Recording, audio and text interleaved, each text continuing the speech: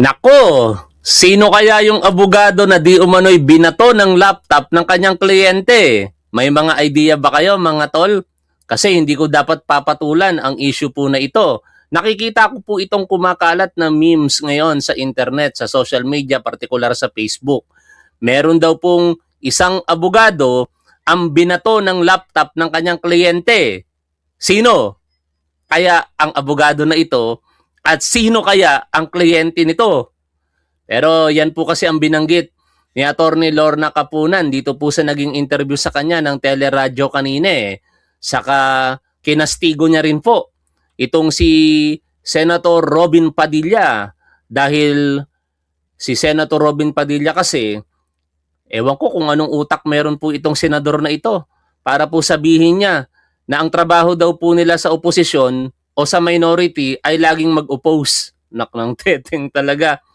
Paano kapag ka ang batas o polisiya ay pabor para sa bansa at sa mga kapwa natin Pilipino? Kung logic ni Robin Padilla ang pag-uusapan, di oppose na lang sila ng oppose. Pero babalik muna ako dun sa unang tanong mga tol. Tingnan ko nga sa chat area kung sino. Bawal ang tamang sagot. No? Mukhang tama ang sinasabi ninyo. No? Pero hindi ko babasahin kung ano man yung mga sinasagot ninyo. Basta ang aking naiisip ay isang abogado na tinamaan ng laptop. Pakinggan po natin mga tol. Ito pong naging interview kay Atty. Lorna Capunan kanina. Siguro, attorney, unahin natin dahil nakalusot na doon sa committee level. Dapat ba na mas mangamba ang panig ng Vice President doon sa development sa House, sa Kamara? Kasi nung una ang lumilitaw, sabi, ay wala yung numero, ay kahit sa committee level hindi yan lulusot. Pero kahapon nung inanunsyo, 55 na members ng committee yung nag-approve. I think mas malaki nga eh. Over the weekend, nag-overdrive sila sa trolls nila, no? Mhm. At sinabi na yung pumirma daw ng report ng committee nag-atrasan na. Number one, fake news yun. Wala pang, over the weekend, wala pang report ng committee. Mhm. Kahapon lang nagkaroon ng Yan ang mahirap kapag katatanga-tanga talaga katulad ng mga Duterte supporters. Paniwalang-paniwala sila na nagbaligtara na raw ang iba. Ito po, yung tamang paliwanag, pinapaliwanag po sa atin ni Atty. Lorna Capunan, common sense. No? Paanong pipirma kung wala namang pinipirmahan? Paanong magwi-withdraw kung yung mga pangalan ay hindi naman po unang-una pa lamang sumang-ayon? 'Di ba? Kasi pag sinabi mong nag-withdraw, dapat sumang-ayon. Ngayon, pinopost pa nitong PDP Laban yung 55 mga kongresista. At bilang pagkilala sa kanila, gamitin natin mismo ang post ng PDP Laban. Huwag daw kalimutan eh. Talagang wag po natin kalimutan ang mga kongresista po na ito na talagang gumaganap sa kanilang tungkulin at naghahanap ng pananagutan. Pasalamatan po natin sila isa-isa. Babasahin ko po ang kanilang mga pangalan. Huwag niyo pong kalilimutan dahil ang mga ito dapat po nating saluduhan. Sila po talaga'y nanindigan para po sa paghahanap ng pananagutan. Si Congressman Abante Benny, Isabel Zamora, Leila De Lima, Joel Chua, Brian Poe, Lordan Suan, Ann Matibag, Mauricio Dumogan, Kate Flores, Jose Alvarez, Joboy Aquino, Legazpi Franz, Ernix Dionisio, Patrick Vargas, Emerson Pascual, Munir Arbison, Jude Asidre, Rog Gutierrez, Doris Maniquis, Cristina Lopez. Maraming salamat po sa inyo mga kongresista sa inyo pong paninindigan.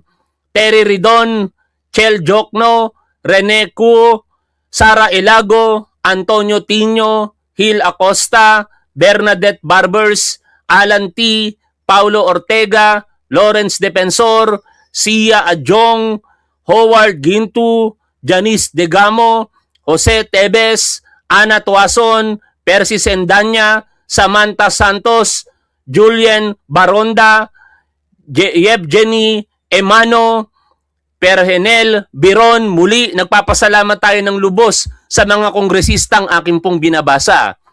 Janet Garin, Mika Swansing, Raymond Mendoza, JJ Suarez, Albi Benitez, Javi Benitez, Rurik Pajernos, Mika Gonzalez, Yaser Balindong, Jay Konghun, Ping Remulla, Shin Gonzalez, Stephen Tan, Reynolds Tan, Roy Gonzalez. Palakpakan natin itong mga kongresista po na ito, mga tol.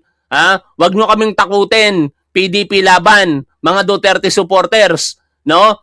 Higit po kaming proud sa mga kongresista na ito. Kung kayo'y tinatandaan sila dahil kinalaban nila si Sara Duterte at sumang-ayon sila sa pagboto para po magkaroon ng resolusyon at maging articles of impeachment ito na pagbobotohan ng I hope at least 106 na mga kongresista para sa ikalawang pagkakataon ma-impeach muli itong si Sara Duterte, nagpapasalamat tayo ng lubos sa mga kongresista po na ito. No? Kung ang mga Duterte supporters kinamumuhian sila, tayo, sinasaluduhan natin ang mga binasa ko pong mga kongresista. 55 po sila lahat. Nagpapasalamat po kami. Majority ng mga Pilipino, mga kongresista na pumirma o tumaas ang kamay. Hindi po pumirma, tumaas pa lamang ang kamay. Diyan po sa naging pagboto nila para po sa isang resolution for articles of impeachment laban kay Sara Duterte. Kaya wag kayong matatakot mga congressman, no? Maiingay lamang ito pong mga Duterte supporters pero wala po silang bilang na. Kakaunti na lamang po sila. In fact, sa latest survey, wala na. Unti-unti nang bumabagsak si Sara Duterte para sa pagkapangulo. Tayo na nga sila statistically ni Senator Rapi Tulfo Ilan ang bilang? 46% tay. Tapos si Leni Robredo humahabol. Kaya nga sinabi ko kanina dito po sa ating post, kapag ka isa po dito, kung walang magiging kandidato ang administrasyon ng ating Pangulong Bongbong Marcos, isa lamang po dito ang kampihan ng ating mahal na Pangulo, either si Rapi Tulfo o kaya si Leni Robredo. Kung walang magiging kandidato ang administrasyon, wala na, lampaso na itong si Sara Duterte. Biruin ninyo, 46% naniniwala kay Rapi Tulfo ngayon. 43% naniniwala kay Leni Robredo. Paano pagkakinampihan pa yan ng mga PBBM supporters at kayong mga loyalista? Di wala na. Minority lang kasi itong si Sara Duterte, even ang mga Duterte. Even si Rodrigo Duterte, minority president no? Nagkaroon lang naman ng 32 milyon na boto si Sara Duterte dahil lamang kay Pangulong Bongbong Marcos. Kung hindi po kumandidato si PBBM, nakakampi siya, hindi makakakuha ng 32 milyon na boto yan. Ang dami-daming mga PBBM supporter at loyalista. No? Ngayon, balik po tayo dito po sa pinapakinggan po natin na pahayag ni Attorney Lorna Capunan. Inuulit po natin sa mga kongresista, saludo po kami sa inyo. Huwag po kayong maniniwala sa mga maiingay na Duterte supporters. Mas marami po kami na ngayon ay sumasaludo sa inyo at pinapalakpakan kayo dahil po sa paninindigan ninyo para sa paghahanap po ng pananagutan. Public office is a public trust at yan ang binetray po ni Sara Duterte dahil po sa mga pinagagagawa niya ngayong siya po ay vice-presidente ng Pilipinas. Ako'y lubusang naniniwala na si Sara Duterte dapat managot sa kanyang pagbabanta sa buhay ng ating Pangulong Bongbong Marcos, ng ating unang ginang at ng ating dating speaker. Naniniwala din ako na merong tagong yaman itong si Sara Duterte at higit ako naniniwala na nilustay po nito ang confidential funds dahil nakita naman po natin kung ano po yung mga inilatag na ebidensya diyan po sa House of Representatives. Partikular nung hearing po ng Committee on Good Governance and Public Accountability. Naniniwala din ako na nanuhol itong si Sara Duterte. Kaya 4 po na basihan yan na lubos kong pinaniniwalaan at kahit isa lang dyan, sapat na para po siya po'y ma-impeach diyan po sa House of Representatives and eventually, sana hindi magbulag-bulagan ang mga senador at i-convict nila itong si Sara Duterte. Balikan po natin si Attorney Lorna Capunan. Report. Correct. At ang report, hindi naman pinipirmahan yan, Raise your hand lang yan. By the way, may good news tayo mamaya, May mga nabigyan na po ng race kits. At libre po itong ipinamamahagi. Kaya mamaya, wag po kayong aalis. Marami pong nanonood sa atin ngayon, 2,000 sa YouTube at 200 mahigit sa Facebook. Sasabihin ko sa inyong muli yung mechanics. Pero kung kayo po'y nanood ng live natin kanina, alam nyo na yon. Pero uulitin ko, kaya wag kayong aalis. Meron pong takbo at padyak laban sa mga bully sa May 16, 2026. Makukuha nyo po ng libre. Ito pong mga nakikita po ninyo. Tumutok lamang po kayo sa ating programa. So, pag hindi mo alam yung mga background na yan, maniniwala ka, ay nakawala ng suporta itong impeachment kasi nagsialisan. Oo nga. So, talagang sabi nga ninyo, it's good to be informed, no? Huwag tayong makinig sa Marites, huwag tayong makinig sa mga trolls na yan, kasi nagiging maingay na, no? And to me, that is an indication of takot na sila.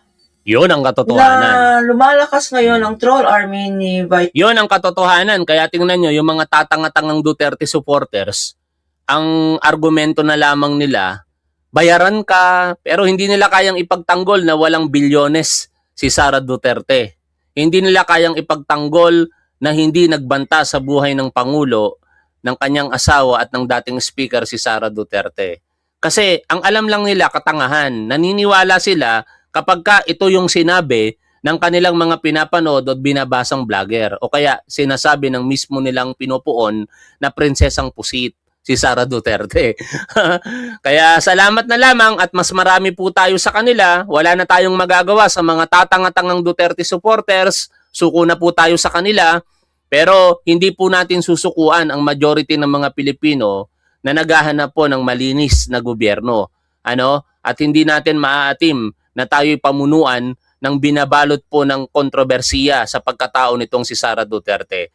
Kaya we are hoping na maging successful ang impeachment process po na ito laban sa kanya, mauwi sa pagkakatanggal niya sana sa pagiging vice-presidente at hindi na siya payagang muli sa anumang posisyon sa ating gobyerno.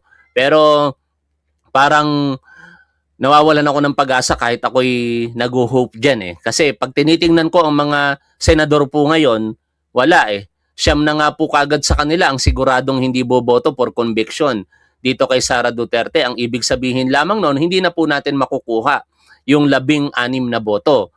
Kasi kung siyam kagad sila, ay 15 lamang ang posible. Eh sino-sino ba yung siyam na yan? Nangunguna dyan si Robin Padilla, kaya nga po natin tinatalakay ngayon. Tapos nandyan ang posible sa hinaharap, magtatago na rin parehas, no? Kasi malapit ng labasan ng warrant of arrest itong mga co-perpetrators ni Rodrigo Duterte, in particular itong dalawang senador na si Bato de la Rosa na ngayon ay nagtatago na at posibleng magtago din si Senator Bongo. 3 na sila. Nandiyan ang walang kwentang kapatid ng ating Pangulong Bongbong Marcos na si Senator Amy Marcos. Nandiyan si Alan Peter Cayetano, 5 na. Nandiyan si Rodante Marcoleta, 6 na. At nandiyan yung 3 posibleng makasuhan dahil sa flood control project anomalies na sina Senators Chis Escudero, Jinggoy Estrada at Joel Villanueva. 9 na po sila. Kaya diyan pa lamang talo na tayo pagdating sa Senado. Pero nagtataka tayo. Kahit alam naman nila na mananalo sila sa Senado pero takot na takot sila sa paglilitis. Kasi hindi naman nila tinitingnan mga tol yung conviction. Ang tinitingnan ng mga Duterte at supporters nito yung katotohanan na malalantad sa trial ng impeachment. At isa doon, yung bangko ng mga Duterte. Sa ngayon, napapangatwiranan pa nila kahit hirap na sila doon sa inilabas na transaction records ng AMLC. Pero once na mabulatlat na talaga yung particular na bangko ng mga Duterte, ewan ko kung paano pa nila tatangahin ang mga Duterte supporters. Vice President because gumagawa sila ng counter-narrative to the truth. Diba? That to me is an indication of fright or flight. Kasi kung inosente ka, you will not miss any opportunity to prove your innocence. Tama! Di ba? Tama talaga. May tama talaga itong si Attorney Lorna Capunan. Hindi, correct na correct siya. Para kasing ang sama pakinggan pag may tama, no? Correct na correct ka talaga, Attorney Lorna Capunan, no? Kung wala kang kasalanan, wala kang palalagpasin na oportunidad para mapatunayan na ikaw talaga ay walang kasalanan.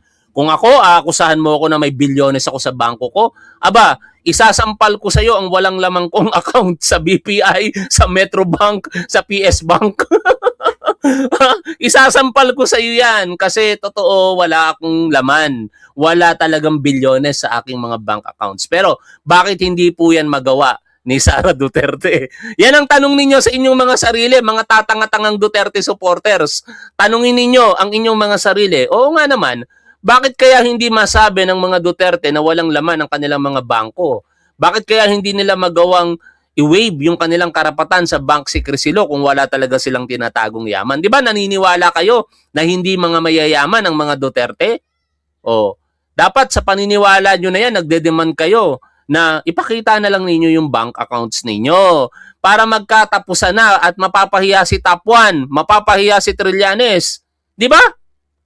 Siguro naman, hindi mali ang sinasabi ko, mga tangang Duterte supporters. No, mga tatanga-tanga lang talaga kayo. Si Mr. Opportunity several times in the House. Huwag siya magrereklamo or her defense team na sa Senate na lang sila pupunta. At saka parang nagkakagulo na yung messaging nila sa defense team. No? Yan, nagkakagulo na talaga. Because from what we've heard, sabi ni Attorney Poa, in an interview, sabi niya, we are ready Nung to una. go to the Senate. Nung una yan eh. Nung very kampante pa itong si si Attorney Poa, no? Siguro matapos mabato. Ay, sorry. Sorry naman eh. Siya naman ang nagbabanggit dito. Di ko naman babanggitin sana ang pangalan ni Poa. Kaso lang, binanggit dito nitong si Attorney Lorna Capunan. Pakinggan ninyo mga tol. Ako narinig ko na naman. If meron na siyang, if we go to the Senate, sandali. Dati, ready na kayo. Ngayon, Yeah, pakinggan nyo parang hindi pa kayo, Siguro tinamaan nga ng laptop. Hindi ko na sana babanggitin yan. Kaso lang, ang binigay na example ni Attorney Lorna Capunan, si Attorney Michael Poa. Diba? Sabi niya, dati si Michael Poa, desidido talaga sa Senado, harapin. Tapos ngayon, nagbabago na daw yung kanyang sitwasyon. Meron ng if. Tapos bigla ba naman banggitin? Siguro tinamaan talaga ng laptop yun. Totoo ba yun mga tol? No? Ang dami ko nakikitang memes eh. Even kay Attorney Jesus Palsis ano niya yan tawag dito, kinontent niya yan O, tingnan niyo yung post ni Attorney Jesus Palsis dito. No? Hanapin ko lang Sana hindi totoo, no? Para namang nakakababa ng dignidad yon kung ganun ang mangyayari. Biruin mo, babatuhin ka ng laptop. Ayan, no? If your case is weak on the facts, pound on the law. If your case is weak on the law, pound on the facts. If Sara Duterte's defense is weak on both the facts and the law, magbato ka ng laptop sa abogado mo, pound on the table. Ay, nako, talaga nga naman, May katotohanan kaya yon mga tol. Naniniwala ba kayo na may binato talaga ng laptop? Paki-comment nyo nga dyan, mga tol. Naniniwala ba kayo na may kliyenteng ng bato ng laptop sa abogado niya? Paki-comment nyo lang, yes or no. Pero, syempre, wag nyo kalilimutang mag-subscribe, mga tol. Marami sa inyo nanonood sa atin, hindi nagsasubscribe. O mga tatanga-tangang Duterte supporters, total, suki ko naman kayo lagi, mag-follow and subscribe na kayo sa akin. Ay, nako, talaga nga naman. Yun ang sinasabi ng trolls Oo. Di ba? So, hindi natin alam. Wag na lang tayong sayang lang ang load ng cellphone nyo. Di ba? Pag ganyan. Makinig na lang tayo dito sa tandem ng bayan. Yan, oo, tama naman po si attorney. Pero attorney, yung pong ganyan na mga naratibo O, eto na. na Papunta na kay Robin Padilla. Ang nagsasabi na sa minority daw, ang trabaho lang nila mag-oppose ng teteng talaga. Tatanga-tanga ka kasi top 1. O, baka magalit pa kayo sa akin, mga tatanga-tangang Duterte supporters, Sinabihan ko na yung sarili ko, tatanga-tanga ka talaga, top 1. Bakit ko sinabing tatanga-tanga si top 1, mga tol? Binoto kasi niya si Robin Padilla. Boink. Boink. Hindi kasi ako nakinig kay Mood Covers eh. Yung isang manonood na yon, paminsan-minsan lang sumusulpot dito. Naalala ko dati, lagi kami nagtatalo kapag pinag-uusapan ang kandidatura ni Robin Padilla ay Uniteam. Sinusuportahan ko ang Uniteam. Kaya sabi ko, iboto natin si Robin Padilla. Tama pala siya. Tanga pala ako. Boing. Lahat ng bumoto kay Robin Padilla, tanga tayo. Aminin na natin yan, mga tol. Nung binoto natin si Robin Padilla, tanga tayo. Tingnan nyo, pinagagagawa ngayon sa Senado dahil kasalanan natin yan. Binoto natin si Robin Padilla. If we go to the Senate, yan po ba ay pagkukondisyon din sa isipan ng mga tao na ito ang pwede pang mangyari, huwag kayo pakapante, pwedeng ganire, pwedeng ganyan. So, hindi lang kinukondisyon, talagang ginugulo. Parang may intensyon na manggulo, no? Because yung final, maalala ng mga nanonood at kayo, no? Anong ako lang? Ang dami-daming bumoto kay Robin Padilla, 26 million. Tanga kami. Tanga kaming 26 million. Lahat ng bumoto dito kay Robin Padilla, tanga tayo. Ganun lang yun. Kung ayaw nyong amining tanga kayo, di sige, sabihin niyo hindi kayo tanga. Pero alam naman natin na tanga ang bumoto kay Robin Padilla. Tingnan nyo ginagawa ngayon bilang senador. Anak ng teteng na yan. No? Opo. Nung nasa House at binigyan siya ng opportunity, the Vice President, to file an answer, hindi siya nag-file ng answer. Nag-file ng petition sa Supreme Court. Oo. At sinama, hindi lang ang House, sinama ang Senate President. Oo nga pala, no? Sinama si Senate President. So, ang sabi namin mga lawyers, House ang question mark eh. Wala daw jurisdiction ng House. Bakit sinama dyan ang Senate? Ngayon, parang yun ang plan B nila. Although mutan academic na sa Senate kasi hindi nag-issue sa House kasi hindi nag-issue ng restraining order ang Supreme Court, nabigo sila. So, meron silang plan B. Ipinapakita lang yan, mga tol, na talagang ngayon gumagana na yung sistema kahit paano. No, saka nakikita natin sa latest decision ng Korte Suprema, mukhang palaban na rin sila laban sa mga Duterte. Tingnan niyo yung naging desisyon kay Arthur Carandang. Naalala ninyo si dating Deputy Ombudsman Arthur Carandang? Ang abusadong si Rodrigo Duterte, tinanggal siya sa pwesto. Kahit kung tutuusin, wala namang jurisdiction o kapangyarihan ng Office of the President dahil independent body ang Ombudsman, nakalagay sa ating konstitusyon. Ang Ombudsman at ang mga deputies po nito ay pwede lamang tanggalin sa kanilang trabaho bilang sa pamamagitan ng kanilang trabaho, sa kanilang mga trabaho sa pamamagitan ng impeachment.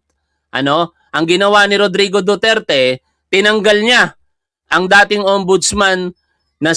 Deputy Ombudsman na si Arthur Carandang. Bakit po ba nagkaganon? Kasi iniimbestigahan ng Ombudsman na si Rodrigo Duterte sa bisa ng reklamo ni Antonio Trillanes. Nag-inhibit si Conchita Morales Carpio kasi pamangkin niya ang asawa ni Sara Duterte na si Mans Carpio. Kaya nag-inhibit siya.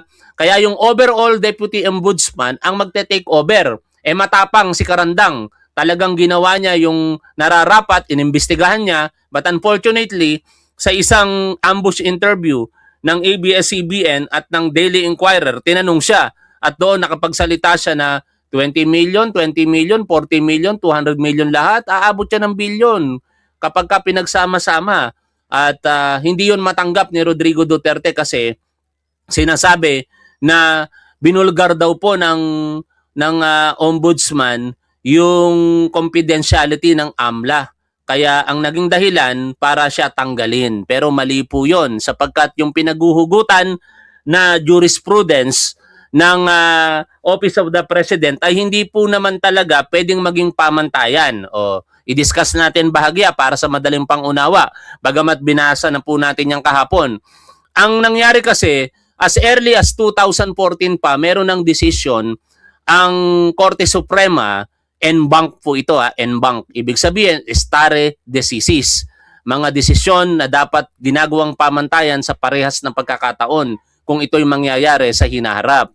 At sa desisyon po na yon, sinabi po ng Korte Suprema na hindi pwedeng tanggalin ng ehekutibo or ng Office of the President ang ombudsman. Pero nagkaroon ng pagbabago noong 2016 sa isang desisyon na ginawa lamang ng dibisyon. O yan yung pinanghawakan nitong si Rodrigo Duterte. Kaso lang ang sinasabi po ng Korte Suprema, hindi pwedeng manaig ang division decision kaysa sa en banc decision. Kaya ang mananatiling jurisprudence ay yung 2014. In short, mga tol, yung ginawa ni Rodrigo Duterte ay pagmamalabis o pang-aabuso sa kanyang kapangyarihan, lalong-lalo na siya po yung concerned. Siya po yung subject ng investigation tapos tatanggalin mo yung nag-iimbestigang ombudsman. At salamat sapagkat nang dumating po ito sa Court of Appeals, kinampihan ng Court of Appeals ito pong si Carandang. But unfortunately, because of due process, umabot pa sa Korte Suprema. Ang nakalulungkot lamang, kailangan pang paabutin ng Korte Suprema ng 4 na taon bago sila mag-final decision sa naging desisyon ng Court of Appeals. At sa huli, sinasabi na lahat ng mga retirement benefits at mga kabayaran sa sahod nitong si Carandang, simula nung siya'y matanggal hanggang sa kanyang mandatory retirement noong 2021, dapat ibalik ng gobyerno, bayaran sa kanya. Ang nakalulungkot lamang dyan sapagkat ang magbabayad niyan tayo pong taong bayan. Mga tatanga-tangang Duterte supporters, tingnan ninyo ginawa ng iniidolo ninyo. Babayaran natin ngayon sa pamamagitan ng ating mga buwis si Carandang dahil sa kawalang hiyaan o pang-aabuso na ginawa ng sinusuportahan yung si Rodrigo Duterte. Milyones na naman ang mawawala sa kaban ng bayan dahil sa pang-aabuso na yan na ginawa ni Rodrigo Duterte. Balik po tayo dito sa pakikinig kay Atty. Lorna Capunan. Baka pagdating sa Senate, sasabihin nila na, teka, meron pa kaming pending case dito against the Senate. Hindi natin alam kung anong sasabihin nila. Baka jurisdiction na naman, baka political harassment. Sasabihin nila, bias ang Senate. Marami yan. Pero that seems like their insurance. Attorney, siguro po dun sa pagdating dun sa committee report, syempre, ang kasunod niyan if makalusot yung articles of impeachment. Yes. Alam naman natin na kapag articles of impeachment, hindi naman dapat dun sa lahat ng articles na yun ay ma-prove na guilty siya. Even if isa lang po. Isa lang, hindi po ano? ba? Tama. Isa lang. To you, attorney, ano yung strongest doon sa mga Ayan bago sagutin yan ni Atty. Lorna Capunan, ako muna sasagot. Ako naniniwala ako na sa 4 na basihan ng impeachment laban kay Sara Duterte, yan ay mga pananakot o pagtatangka o pagbabanta, nandiyan ang tagong yaman, ang panunuhol, at saka ang paglustay sa pondo ng bayan. Sa 4 na yan, ang pinaka malakas ang paniniwala ko na dapat makonvict sa impeachment si Sara Duterte ay yung pagbabanta sa buhay ng ating Pangulo. Wala na tayong idadahilan dyan Wala nang iba pang mga kung anong palusot dahil napanood naman po natin live stream, no? Yung mga nakatutok sa mga vloggers ni Sara Duterte, lalong-lalo kayo, napanood nyo yon. At kami, mga replays ng live stream na yon kung saan sinabi ni Sara Duterte na kanyang ipapapatay si Pangulong Bongbong Marcos, ang asawa nito at ang dating speaker kung siya'y mamatay. No? Hindi na tinitingnan doon yung kondisyon. Ang tinitingnan doon yung criminal propensity nitong si Sara Duterte, yung criminal mind niya na hindi dapat mangyari sa isang mamumuno sa ating bansa. Nakalulungkot isipin na isa pang vice-presidente ang nagsalita ng ganon, tapos at any time, pwedeng maging presidente, tapos ganon ang mindset, ganon ang behavior. Anong mangyayari na lamang sa pangkaraniwang Pilipino kung ang isang mamumuno sa atin kayang gawin yon sa nakaupong Pangulo, sa asawa nito at sa dating speaker? How much more sa pangkaraniwang Pilipino? naging accusation sa kanya, plus yung ina-expect na sagot natin sa kanya, yung pwedeng maging talagang malaking dagok sa kanya kung hindi niya masagot na maayos. Okay, ibigyan ko muna ng background, no. Pagdating ng May 11 kasi I think is the schedule, no. At kailangan 106 votes, 106. which is 1/3, no. So when that happens, immediately itra-transmit ng House sa Senate, tatanggapin ng Senate President, i-inform niya na tinanggap ko na, and then he will immediately, according to Tito Sen, he will immediately create an impeachment court. Okay. Anong ibig sabihin ng yon? Mag-o-oath of office. Mag-o-oath of office ang members ng Senado, and under the Senate rules, kung makita natin, kung hindi nila babaguhin, bago pala mag-oath of, no, after they take their oath of office, approve nila yung Senate rules of impeachment. Pag hindi nagbago yan, dalawa ang bantayan natin. Because nakalagay dyan sa isang rule nila, there would be political neutrality. Anong ibig sabihin ng political neutrality? You cannot discriminate on account of your political affiliation.